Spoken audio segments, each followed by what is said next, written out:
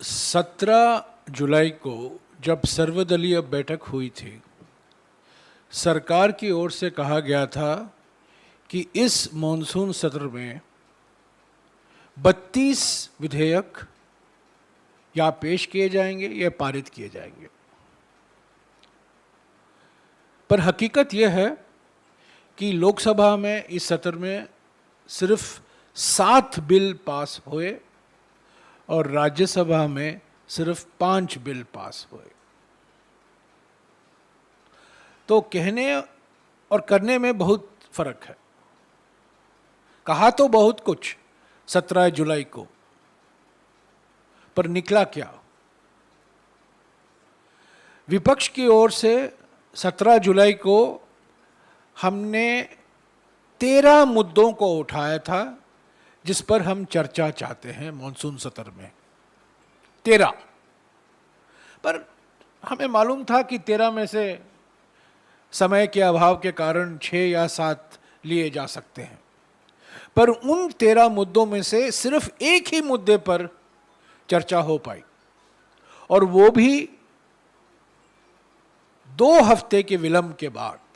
2 हफ्ते के लिए सरकार राजी नहीं हुई। 2 हफ्ते के बाद विपक्ष के दबाव के कारण महंगाई और जीएसटी पर बहस हो पाई लोकसभा में और राज्यसभा में।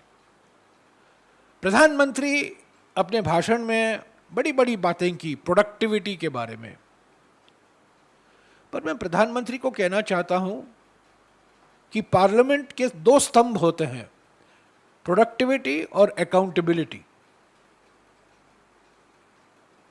इनके नेतृत्व में पार्लियामेंट में अकाउंटेबिलिटी 0 हो गया है। कोई अकाउंटेबिलिटी नहीं, कोई बहस नहीं। स्टैंडिंग कमेटी को बिल भेजे जाने के लिए हमें लड़ना पड़ता है,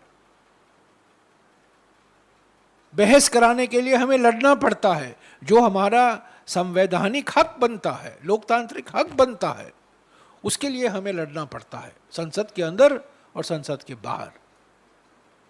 तो ये आंकड़े देकर लोगों के आंखों में जो धूल डालते हैं प्रधानमंत्री, प्रोडक्टिविटी प्रोडक्टिविटी कह के, मैं कहना चाहता हूं प्रोडक्टिविटी अकाउंटेबिलिटी के बिना, जवाबदेही के बिना उत्पादकता का कोई माने नहीं रखता।